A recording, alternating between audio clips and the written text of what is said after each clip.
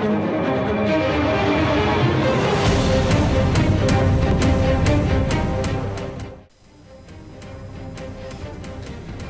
ने taxi driver की पिटाई कर दी, वीडियो वायरल। भारत में एक खातून ने सरेआम टैक्सी ड्राइवर की पिटाई कर दी, जिसकी वीडियो सोशल मीडिया पर वायरल है।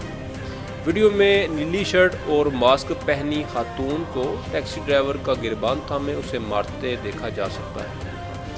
ये वाक़या हाल ही में नई दिल्ली में पेश आया, जिससे मुतल्लिक़ बताया जा रहा है कि दो ख़वातीन स्कूटी पर मौजूद थीं और सड़क पर ट्रैफिक की वजह से कैब ड्राइवर खातून को जगह नहीं दे सका, जिसके बाद खातून ने स्कूटी पार करके टैक्सी ड्राइवर की पिटाई कर दी।